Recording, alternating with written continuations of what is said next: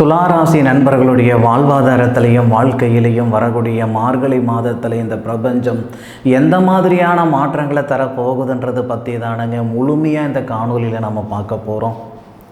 துளாராசியில் வரக்கூடிய நட்சத்திரங்கள், முதல் நட்சத்திரம் சுதர்சனர் பிறந்த நட்சத்திரமான சித்திர நட்சத்திரம் 3வது பாதமும் 4வது பாதமும், பிறகு வரக்கூடிய கருடன் பிறந்த நட்சத்திரமான சுவாதி நட்சத்திரம் 4 பாதமும், அதன் பிறகு வரக்கூடிய முருகர் பிறந்த நட்சத்திரமான தமிழ் கடவுள் முருகர் பிறந்த நட்சத்திரமான விசாகம் நட்சத்திரம் 1 பாதம், 2வது பாதம், 3வது பாதம், 3 நட்சத்திரங்கள் 9 பாதங்களும் கொண்ட அற்புதமான ராசி தான் இந்த துலா ராசி. ராசி அதிபதி சுக்கிர பகவான். இந்த மாதம் பிறக்கப்படக்கூடியது மார்கழி மாதம் 1ஆம் தேதி ஞாயிற்றுக்கிழமை அதிகாலை அவிட்டம் நட்சத்திரம் 1 பாதத்தில் 294 டிகிரியில் மகர ராசி தனுசு லக்னத்தில் இந்த மாதம் பிறக்கப்படுது. மாத கிரகமானவர் சூரிய பகவான். சூரிய பகவான் துளாராசிக்கு 3வது பாவகத்தில் சஞ்சாரிக்கக்கூடிய ஒரே ஒரு மாதம் இந்த மார்கழி மாதம்தான்.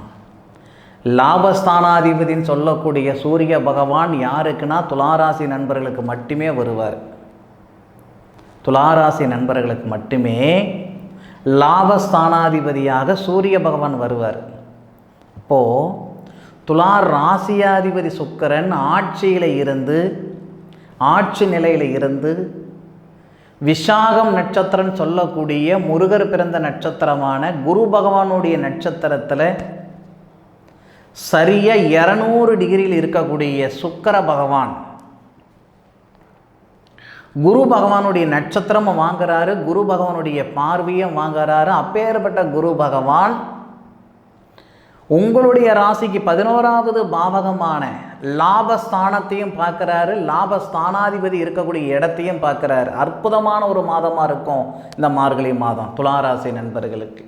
அப்படி என்ன சார் அற்புதமான ஒரு மாதமாக இருக்க போகுது? உங்களுடைய வாழ்வாதாரம் நல்லா இருக்கும். 2 டிகிரி படிச்சிருக்கிறேனுங்க, 3 டிகிரி படிச்சிருக்கிறேனுங்க, படித்த படிப்புக்கும் செய்கிற வேலைக்கு சம்மதமே இல்லாமல் இருக்கிறேன். சத்தியமாக இந்த நேரத்தில் வேலை வாய்ப்பு உருவாக்கி கொடுக்கும். படிப்பு ஒரு பக்கம் இருக்கட்டும், உழைப்பு போடுறேன், உயர்வில்லை, கஷ்டம் இருக்குது, கஷ்டத்துக்கு தகுந்த பலன் அனுபவிக்கலை. எல்லா மாதமும் துளாராசி நண்பர்களுக்கு இந்த மாதம் நல்லா இருக்கும், அந்த மாதம் நல்லா இருக்குன்னு சொல்கிறாங்களே தவிர ஒன்றும் நடந்தபாடு இல்லை.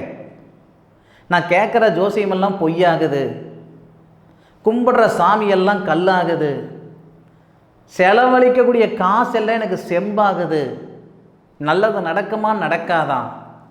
உறுதியாக சொல்கிறேனுங்க, நிச்சயமாக இந்த மார்கழி மாதத்தில் சூரிய பகவான் லாபஸ்தானாதிபதி உங்களுடைய ராசிக்கு 3வது பாவகத்தில் தனிச்சு கிடையாது, புதனுடன் சேர்ந்து புதன் ஆதித்ய யோகமாக இருந்து உங்களுடைய ராசிக்கு 9வது பாவகத்தை பார்க்கக்கூடிய தருணம் அற்புதமாக இருக்கும். எந்த மாதிரியான மாற்றங்கள் வரும்னா, முதலியே சொன்னேன், வேலை வாய்ப்பில் மாற்றங்கள் வரும். அதுபோக தாய்மார்களுடைய உடல் உபாதைகள் சரியாகும். துளாராசி நண்பர்கள், துளாராசியில் பிறந்த தாய்மார்கள், துளாராசியில் பிறந்த ஆண்களாக இருந்தாலும் சரி, பெண்களாக இருந்தாலும் சரி, உங்களுடைய தாய்மார்களின் உடல் உபாதைகள் சரியாகிறதுக்கான வாய்ப்புகள் இருக்குது.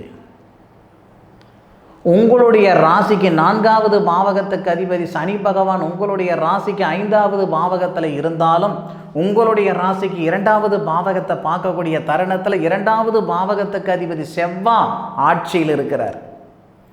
நிறைய நண்பர்களுக்கு இந்த தருணம் பதவி உயர்வு கொடுக்க போகுது. வேலை வாய்ப்பே இல்லாத நண்பர்களுக்கு வேலை வாய்ப்பு கொடுக்க போகுது. பொருளாதாரத்தில் பிரச்சனை இருக்குதுங்க, கடன் பிரச்சனை இருந்துக்கிட்டு இருக்குதுங்க, வட்டியே கட்டுறனே தவிர வாங்கின பணத்துக்கு அசலை கட்ட முடியல, ஏண்டா இருக்கோம் எதுக்கடா இருக்கோன்ற மனநிலையிலலாம் நான் இருந்துக்கிட்டு இருக்கிறேனுங்க நினச்சி சங்கடப்பட்டுட்டு இருக்கிற துளாராசி நண்பர்களுக்கு மாற்றங்கள் நிறைந்த ஒரு மாதம் தான் இந்த மார்கழி மாதம். உங்களை சந்தோஷப்படுத்துறதுக்கு ஜோசியம் சொல்லலைங்க, நான் சொல்கிறது வாக்கு கிடையாது, முழுக்க கணிதம். ஜோதிடம்ன்றது கணிதம் தானுங்க. மாசன் பஞ்சாங்கத்தை வச்சுக்கிட்டு நம்ம திருக்கணித பிரகாரம் நம்ம ஜோதிடம் பார்த்தாலும், ஆற்காடு பஞ்சாங்கம் வச்சுக்கிட்டு நம்ம வாக்கிய கணிதத்தில் பார்த்தாலும் கேள்வி தான் வேறையே தவிர விடைய ஒன்று தான். 1 3 4ன்னு சொல்லுவோம், 2 2 4ன்னு சொல்லுவோம். அப்போ அந்த இடத்துல நமக்கு கேள்வி வேறு, ஆனால் விடை ஒன்று தான். உங்கள் ராசியாதிபதி உங்களுடைய ராசியில் ஆட்சி நிலையில் கிட்டத்தட்ட பார்த்தீங்கன்னா 9 தேதி வரைக்கும் இருக்கிறார். மார்கழி 1ஆம் தேதியிலிருந்து மார்கழி மாதம் 9ஆம் தேதி வரைக்கும் இருக்கிறார். இந்த 9 நாள்லேயே ஒரு சில மாற்றங்கள் வந்துடும் இந்த துளாராசி நண்பர்களுக்கு. ஐயா, நல்ல நாள் நல்ல நேரம்ன்றது 9 நாளோ இல்லை 9 மாதமோ 9 வருஷமோ இருக்கணும்னு அவசியம் இல்லை. ஏன் 9 மணி நேரம் இருக்கணும் கூட அவசியம் இல்லை. ஒரு நிமிஷம் நல்ல நேரம் இருந்தால் போதும். நம்மளுடைய பிரார்த்தனை, நம்மளுடைய எண்ணங்கள், நம்மளுடைய செயல்படுறதுக்கு உண்டான நேரம் ஒரு நிமிஷம்.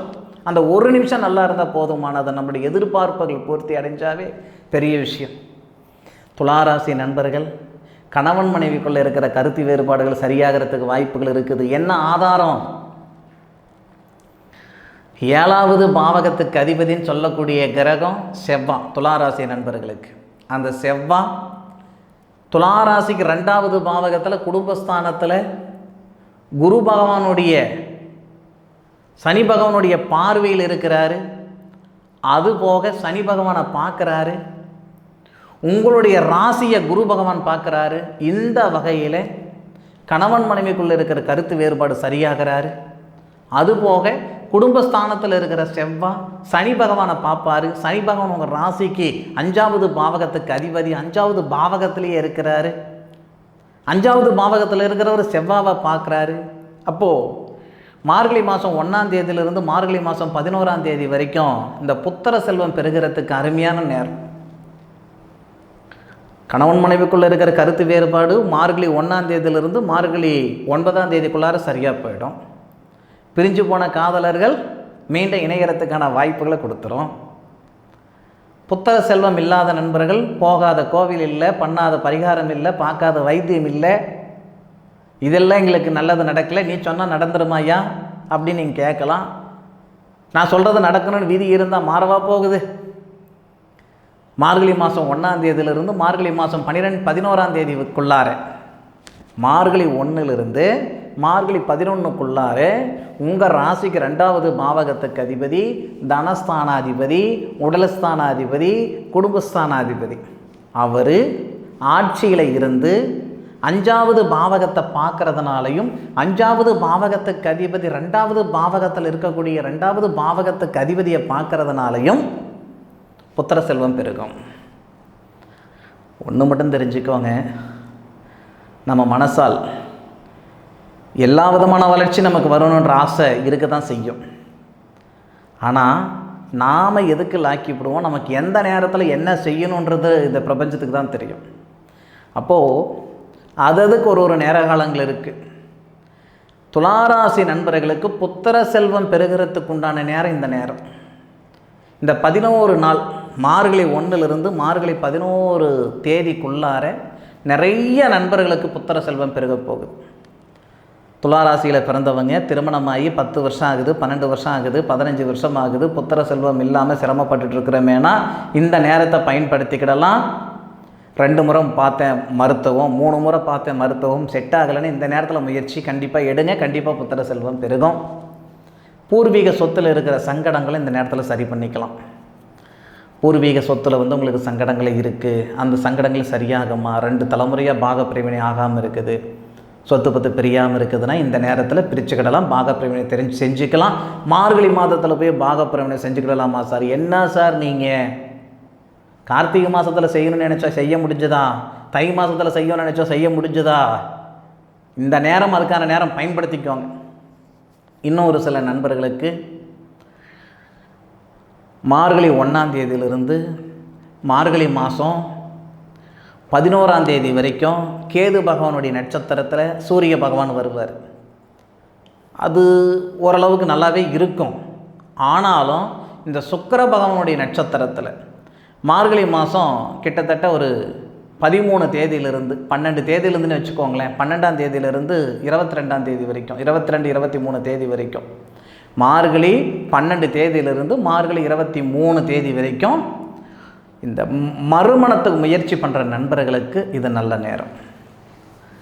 நான் திருமணமாகி 10 வருஷம் ஆகுது, விவாகரத்து ஆகிடுச்சு, மறுக்க ஒரு வாழ்க்கை அமைச்சுக்கிடுன்னு நினைக்கிறேன், முடியல அப்படின்னு சங்கடப்பட்டுட்டு இருந்தால் மறுமணகத்துக்கு உண்டான நேரம் இந்த நேரம். எந்த வகையில் நம்ம அது ஆதாரம் நம்ம கொடுக்குறோம், பலன் கொடுக்குறோம்னா, சூரிய பகவான் லாபத்துக்கு சொந்தக்காரர்.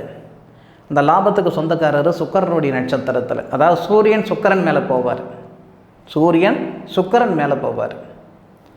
அப்போது செவ்வாய் சூரியனுடன் சேர்ந்துருக்கும்.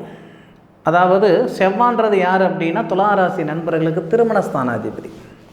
திருமணஸ்தானாதிபதி சூரியனுடன் சேருவதால் நமக்கு சூரிய மங்கள யோகம் ஏற்படும். சூரியனும் செவ்வாவும் சேருவதால் குருவுடைய பார்வை பார்க்குறதுனாலையும் நமக்கு இன்னும் உறுதுணையாக இருக்கும் சூரிய மங்கள யோகம். அதுபோக சூரியன் சுக்கிரனுடைய நட்சத்திரத்தில் ஏறுவார். சூரியன் சுக்கிரன் மேலே போவார். அப்போது திருமணக்காரகனுடைய நட்சத்திரத்தில் லாபஸ்தானாதி வரும் பொழுது நமக்கு என்ன செய்வார்னா, பிரிஞ்சு போன தம்பதிகள் நிரந்தரமாக பிரிஞ்சு போயிட்டாங்க, மறுமணத்துக்கு முயற்சி பண்ணிக்கிட்டு இருக்கிறேன்னா அவங்களுக்கு இந்த நேரம் நல்ல நேரம். இந்த மார்கழி மாதம் 12 தேதியிலிருந்து 23 தேதி வரைக்கும் மறுமணத்துக்கு முயற்சி பண்ணிங்கன்னா கேரண்டியாக மறுமணம் நடக்கும். அதுபோக வெளியூர் வெளிநாடு போகணும்னு நினைக்கிற நண்பர்களுக்கு நல்லா இருக்கும். எது எப்படி இருந்தாலும் மார்கழி மாதம் துளாராசி நண்பர்களுக்கு மாற்றங்கள் நிறைந்த மாதம்தான். அது எந்த விதமான மாற்று கருத்தும் கிடையாது. அனுபவித்து சொல்லுங்கள். ஆராய்ச்சின்னு சொல்லிகிட்டு இருக்கிறேனுங்க மூச்சு பிடிச்சிக்கிட்டு. நான் சொன்னது எந்த அளவுக்கு நடந்ததுன்றது அனுபவித்து சொல்லுங்கள். என்னுடைய காணொலியை முழுமையாக பார்த்ததுக்கு மனசிலிருந்து மனமார்ந்த நன்றிகளை சொல்லிக்கிறேனுங்க. உங்களுடைய சுய ஜாதகத்தில் இருக்கக்கூடிய அமைப்புகள் எப்படி இருக்குதுன்றது ஒரு முறை பார்த்துக்கிடுங்க. கோட்சார பலன் மட்டும் நல்லா இருந்தால் போதாது. கோட்சார பலன்றது உடல் மாதிரி, சுய ஜாதகன்றது தான் உசுறு மாதிரி. அப்போ உங்களுடைய சுய ஜாதகத்தில் இருக்கக்கூடிய கிரக அமைப்புகள் எப்படி இருக்குதுன்னு ஒரு முறை பார்த்துக்கிடுங்க. அப்படி உங்களுடைய சுய ஜாதகம் பார்க்கணுன்னு நினைக்கிற நண்பர்கள் வெளியூரில் இருந்தாலும் சரி, வெளிநாட்டில் இருந்தாலும் சரி, சாப்பிட்ற சாப்பாடே ஃபோனில் வாங்குகிற காலத்தில் இருக்கிறமே, உங்களுடைய சாதகத்தை வாட்ஸ்அப்பில் அனுப்பி வைங்க. கணிச்சு கணக்கு போட்டு வேதகால முறையில் அருமையாக அற்புதமாக பார்த்து கொடுக்குறேனுங்க. மீண்டும் அடுத்த ஒரு அற்புதமான தருணத்தில் உங்கள் அனைவரையும் சந்திக்கும் வரை உங்களிடமிருந்து விடைபெறுவது உங்கள் வீட்டு ஜோதிட நண்பனான மா காளிதாஸ் மணிகண்டன். திருச்சிற்றம்பலம். வாழ்க வையகம், வாழ்க வளமுடன்.